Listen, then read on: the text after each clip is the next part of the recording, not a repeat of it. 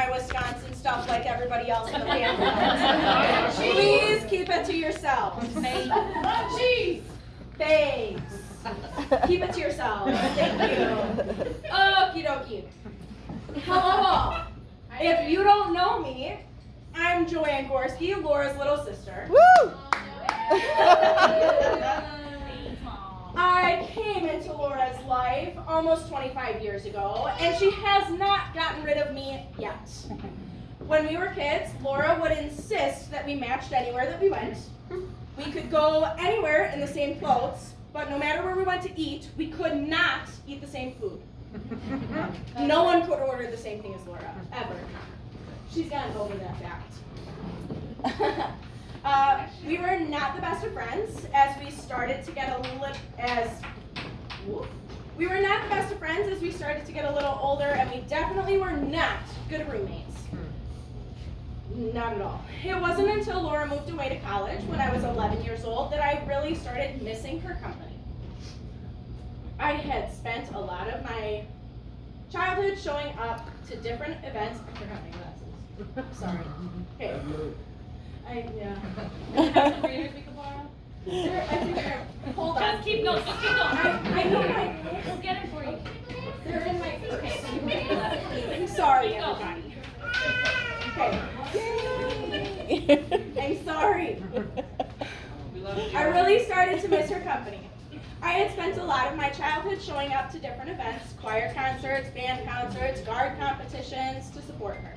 And then remember living in her shadow and wanting it to be exactly like her. I wanted to make her proud of me. Thank you. I can see again. I wanted to make her proud of me. I loved getting to visit her at school for concerts and football games and getting to have sleepovers with each other. Once she moved into her first apartment, I remember driving around to visit her multiple times just to spend time together.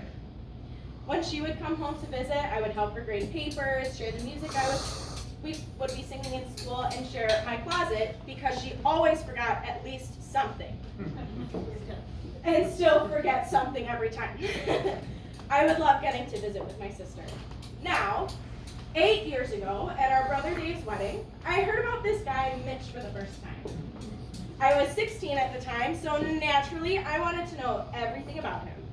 I remember having bi-weekly phone calls at minimum for me to talk about the annoying life of high school and for her to tell me about the different things that they were doing, what dates they had gone on, and how she was feeling about this guy. I enjoyed hearing about how happy she was and getting to see them spend time with one another, and loved being able to see how happy that Mitch was making my sister. He fit in pretty well with the family, the giant classic Midwesterner family that we are. And over the years, I enjoyed taking trips down to visit with them and getting to meet members of the wonderful Gaffigan family. Fast forward to the spring of 2020.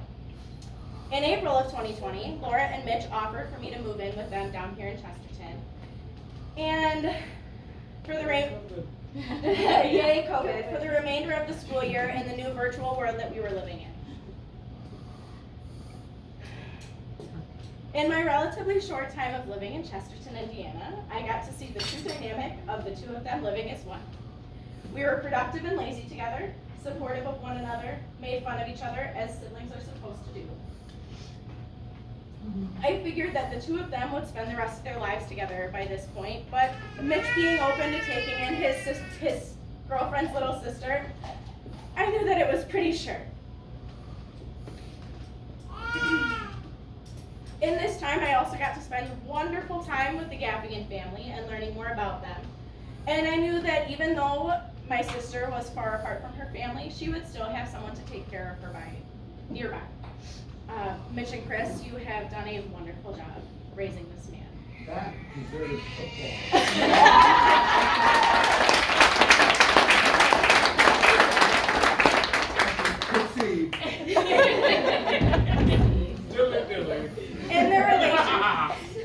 In their relationship, Laura and Mitch did quite a bit of traveling, involving a few trips to Europe, and after some time, along with a few others, I was thinking, all right, where's the ring? Me